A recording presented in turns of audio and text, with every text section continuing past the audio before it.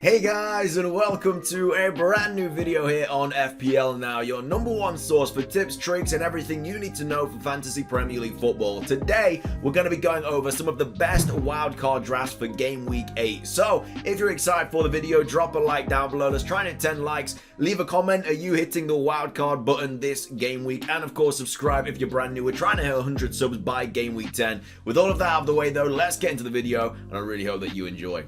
So, starting things off, here we have our first wildcard draft. I'm going to be showing you guys 3 different drafts today. None of them have Trent, and I'm going to go over why none of them have Trent in a second. But this is the first draft. So, in net, we obviously have Foster and Ramsdale. If you're hitting the wildcard button this week, I mean, it's international break. So, if you are hitting the wildcard button, you're in a very, very nice position because you don't have to worry about injuries or anything like that. You can do all your transfers now, and then obviously, if there are any injuries or whatever during the international break, you can just react to them. But in net, we have Ramsdale and Foster. Foster is, of course, starting every single game. The Watford #1 goalkeeper is out for like 3 to 4 months or something like that. So Foster is going to be a 4 mil goalkeeper that is just going to constantly play until their #1 is back. So yeah, a pretty nice, cheap, guaranteed player is definitely on the shopping list for sure. And then Ramsdale as well. Ramsdale is a player that's doing pretty well, to be fair. They've got some nice fixtures still coming up. They've got Crystal Palace at home, Aston Villa, Leicester, Watford. So that's some nice fixtures for Ramsdale over the foreseeable future. Obviously it gets a little bit more difficult when they are away at Anfield, and then they've got Newcastle, United, Everton. It's not a terrible goalkeeper to hold, but he's just very cheap. And playing for a club like Arsenal, they seem to be improving now. So yeah, maybe it's a better way to go for Ramsdale instead of Sanchez. At the back, we have Cancelo, Rudiger, Williams, Semedo, and Livramento. So this draft, you could technically put Trent in because I still have 1.2 remaining. And so I've put Cancelo in because he has some very, very nice fixtures coming up. Burnley at home, Brighton away, and then Crystal Palace at home before he obviously has United away, Everton, West Ham, and all that. But of course, with the money left, you've got 7.4 that you can go up to. But hopefully Trent goes down, maybe another price by then, or maybe Cancelo goes up and gets you more money, or maybe you bought Cancelo, because I don't have Cancelo in my team. So if you've already bought Cancelo, then it's not even going to be a problem. But yeah, this is just a draft that allows you to bring Trent back in when Cancelo's fixtures aren't that good. But I think that you kind of want to target these fixtures because yes, Trent is back probably after the international break, and they are away at Watford, which is obviously a good fixture.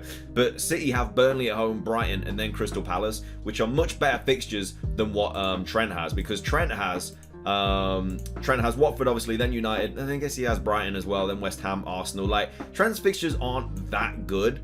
Whereas Cancelo, he's so attacking. He can play anywhere. He's pretty much nailed at this point. And I just think that over the next 3 game weeks, he's probably going to get 3 clean sheets. And we know how good he is going forward. So I think Cancelo is the better option than Trent right now. And again, Trent might not even be back after the international break. It's just Klopp thinks that he's going to be. So that's just something to also take into account. We've got Rudiger up next. Obviously, we've spoken about this so many times, how good Chelsea's fixtures are. I mean, how unlucky were Chelsea to not keep a clean sheet, and also for Rudiger to not get an assist as well. It was a really bad tackle from Chilwell. If that didn't happen, there would have been no penalty. Rudiger would have got his clean sheet, and then obviously he also played through Lukaku, who scored, which was great because he was my captain, so it would have been a Rudiger assist and Lukaku goal, but he was offside by like that much. And then Lukaku hit the post as well. It's just the worst game week ever. It's a terrible game week.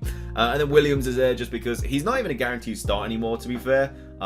He didn't play when they played Burnley, and obviously that's their first point on the board, so I don't really know why Williams didn't play. We've got Semedo. Semedo I'm not losing hope with. I still think he's gonna return. He's getting forward really well, and he's getting shots off in the box, and he still has some really nice fixtures coming up. So I think Semedo, if you need the money, you can always downgrade to Marcel, which probably isn't a terrible option. They're both decent. It's just Semedo, I don't know. I feel like he's been very, very unlucky lately, and I think he's going to haul big very, very soon. And then we have Livramento, who obviously has some really, really nice fixtures coming up. Leeds at home, Burnley, Watford, Aston Villa, Norwich. So if you are holding Trent, Livramento is just a really good player to just have as a backup, because they've got some really nice fixtures coming up.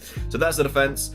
Next up, we've got midfield: Rafinha, Salah, Foden, Doucouré, and Sarr. So Foden is an interesting one. You can either play Foden or Grealish here. I feel like Foden is going to be a little bit more nailed now. Obviously, he scored a really good goal at Anfield yesterday, but as well as that, now he's back. They played like some of their best football with Foden being back as like a false 9 or something like that, because I think Grealish started as a false 9 and then he moved to the left and then Foden went central, and then it just really they just dominated the game after that. But what a match, man. It was literally one of the best games of the season so far, if not the best. Salah's goal was incredible. But yeah, Foden played really, really well. And I think that he's going to get a lot more minutes now. He's the same price as Grealish. Grealish has obviously played every single game right now. So if you didn't want to play Foden, you wanted a little bit more reliability with your Pep players, then Grealish is the same price. You could bring him in. Foden might even go up in price, to be fair. Rafinha obviously he's just got some nice fixtures coming up: Southampton, Wolves, Norwich, and then obviously he's got Leicester, Tottenham, Brighton. But yeah, Rafinha is just a really cheap option, and he gets points. Salah, I mean, he's the GOAT. Like, he's just in every team. He has to be in every team. Doucouré up next. Doucouré is just, I don't know where his stamina is coming from. Like I said, I think he's got a third lung or something, but this guy just does not stop running. They've got a tough fixture at West Ham next, but then they've got Watford, Wolves, and Tottenham. So they're really good fixtures. He's playing as a CDM, but he's still getting so forward just because he has so much energy. And he's, like I say, he assisted Townsend at the weekend at the Man U game. So yeah, he's just a really good option. He's been getting so many points. I don't understand why. Sarr is still in this kind of wild card draft. You don't need him. Like, you could play someone else. Like, you could bring Gray in or something and double up on Everton. He obviously has some tough fixtures coming up. Like, Liverpool at home isn't the best fixture, but I think he could score against Everton. I think he could score against Southampton. I think he could score against Arsenal. I think he could score against Man United and Leicester. Like, Leicester's defense has been terrible. Like, they just conceded 2 against Crystal Palace. Like, yeah, these fixtures are all red and they're not great, but he is on pens. And I feel like they're due a penalty at some point. But I think he can score in any of these fixtures. So if you could bring him in, if you already have him, obviously, you could just keep him because he's a cheap player. He's not a minute's risk or anything like that, and he's gonna play every single game. But it's a little bit like I would understand if people started getting rid of him. To be fair, I completely would understand. But I still think that he's gonna score quite a few over the next few game weeks. Like, yeah, he obviously has Chelsea and then City after that, but it will be nice to have him just ready for this, because his price is obviously going to go back up for the Brentford game, but it is what it is. Next up front, we have Antonio, Jimenez, and Lukaku. So Antonio, obviously, he's just been smashing it this season. Obviously had a terrible game the other day, but it is what it is. Jimenez is really coming into form now. He scored the week before. He got 2 assists in the last game week, and then obviously they're still got a really nice run of fixtures: Aston Villa, Leeds, Everton, Crystal Palace. So that's really good. And then finishing things off, Lukaku again, just like the Rudiger defensive numbers. Like, we've got some really good fixtures coming up for Lukaku. So yeah, all in all, this is an okay draft. Like I say, you can easily get back to Trent, which a lot of people are a little bit worried about, and the midfield's good. Like, you obviously have like 5 player midfielders. I mean, if Foden doesn't play, you could easily have like Doucouré or Sarr on like your number 1 bench spot, and they'll just come in, who are both going to play 90 minutes. So I don't think it's that bad to have Foden. I think it's a little bit of a risk, but I think he's going to play a lot more now, and he might even play instead of Grealish now. Like, Grealish might get benched, and then Foden might play on the left, and then, I don't know, like Jesus down the middle or something like that. Another player that I wanted to keep an eye on, but I wasn't sure if I was going to bring him in on this like wildcard draft, is Tony. Like, Tony is, bro, I watched him like in the game against Thingy, and he just popped. It's just, he's got Chelsea and then Leicester at home, which are 2 fixtures. Like, I think he could easily score against Leicester, so you could easily bring Tony in for like Jimenez instead, and then that gives you a lot more money. It gives you 2.3, and then you could easily just bring in like I don't know, like Azpilicueta or something like that for Williams or something. Like, it is really up to you, but that is just something else that you could do for Tony. But yeah, Tony has some really nice fixtures coming up. So yeah, if you do want to get rid of a striker, like, I think after the Chelsea, like, he could score against Chelsea, but I think after that, like Leicester, Burnley, Norwich, Newcastle, like, these are some really like, he could score in all of these fixtures, like, easily. So yeah, Tony is another really good option. The next draft is this. This is double Chelsea defense, and this doesn't get you back to Trent unless, again, you downgrade Jimenez to Tony. But yeah, we have Sanchez and Foster in the back. Sanchez, I mean, you could go with Ramsdale if you really wanted to. He's obviously got a really nice game against Norwich, but then he's got City and Liverpool, but then it's Newcastle, Villa, Leeds, West Ham, Southampton. So it's really up to you.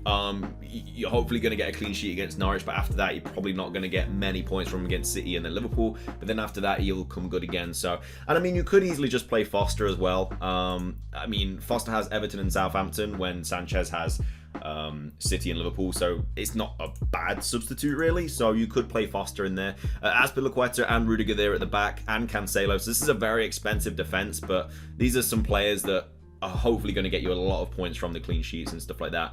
And in midfield, we have Rafinha, Salah, Smith Rowe, Doucouré, and Sarr. Already spoken about all of these apart from Smith Rowe. Smith Rowe is just, I mean, he's like Arsenal's number 10 now, and they've got some really nice fixtures coming up. He's cheap, and he's playing, like, Arsenal are just playing a lot better now. So I think this is definitely somebody to take a think about if you want to bring in some Arsenal asset. Like, something else you could do is, again, downgrade Jimenez to Tony instead. And then you could easily upgrade Smith Rowe to Saka or something. Or you could just not have Jimenez. You could have Tony, because this draft has Vardy as well, who's just been popping off. Like, everybody's sleeping on Vardy, but he scored again at the weekend. He's scoring every single game. But yeah, with that Tony money, you can literally just upgrade Azpilicueta or Cancelo up to Trent when he's back, if you really wanted to. But yeah, Vardy is in this draft as well. I mean, they've got United at home next, which I think there's going to be a lot of goals in that game, because United are terrible at the back and Leicester are terrible at the back. So I think that could be a really good game for Vardy, and they are at the King Power Stadium as well. And then he has Brentford, which I think is a harder, really, like a harder game to score in than Man United. Then he has Arsenal. He loves playing against Arsenal, always scores. Then Leeds, very shaky at the back. Chelsea's not something you really want to be countering at any point right now, but then Watford, Southampton. But like, Vardy is a pretty good hold, to be fair. And like I say, you can bring Trent back on this draft if you don't go with Jimenez and you go with Tony instead, which I think Tony is still a really good option because Brentford are just so good at the moment. And then the final draft is this one. So this one has Jesus at the top instead of Jimenez, but at the back we've got Marcel, so we have a Wolves defender, and obviously we've still got Cancelo, Rudiger. This time I've brought in the 3.9 mil Norwich defender just because I didn't have any money. Again, if you have the money, you can bring in Williams or any other 4 mil defender. Livermento's obviously there again because Livermento's fixtures are really, really good. We've already been over the whole midfield, but this time we have Son. So Son's actually been involved in like 11 out of the 12 goals that Tottenham have scored or something like that, whereas Harry Kane hasn't scored this season yet. Like, he's gone 6 games without scoring, which is his like worst start to a season. So I don't think many people are going to be really bringing in Kane. But they've got Newcastle away, then West Ham, Man United, Everton, like all shaky at the back really. Like, West Ham love conceding goals, Man United love conceding goals, and then after that he's got a really, really good run of games. Like I think bringing Son in for these games and targeting these is really, really good because I think he's going to get quite a few points here, especially against Leeds and Norwich. So yeah, that's just a really nice run of fixtures for Sonny. And then of course you've got Jesus as well, who seems to be nailed. He seems to be playing every single game. Of course, we don't have a striker at Man City at the moment, so Jesus is kind of, they're playing with false nines, they're playing with Jesus on the right, even though he's a striker. Like, they're playing him everywhere. But yeah, again, you could just bring Jesus in. If not, if you didn't want Antonio, you could obviously downgrade him to Tony. There's a lot of good options now, a lot of cheap good options as well. So even on like this draft, if you really wanted to, I think you could probably downgrade, like I say, into Tony, and then use that money to probably, I don't know, you'd have to downgrade like another player that like Sarr to Sissoko, and I think you might be able to get Son or something like that. So that's another thing to think about. But yeah, Son is another player that could be targeted, but yeah, we'll have to wait and see. But they are some of I'd say some of the best wildcard drafts you could kind of go with at the moment. I do really like Tony as an option, but Jimenez is also popping off, so maybe keep Jimenez for one more game week, because I'm pretty sure they've got Aston Villa away, which is obviously a better fixture than Chelsea at home. So maybe hold on to Jimenez for this week, and then next week use your transfer to bring in Tony over Jimenez or something like that. But yeah, let me know if you guys are hitting the wildcard button this week. Of course, it is international break, so it's one of the best times to hit the wildcard button. A lot of price rises, a lot of price deductions and stuff, and of course injuries you don't even have to worry about if you're playing your wildcard. But anyway, that's all we have for today's video. Drop a like if you enjoyed. Let's hit 10 likes. Subscribe, leave a comment. Let's try and hit 100 subs by game week 10. Thank you for watching. Have a fantastic rest of your day, and until next time, peace.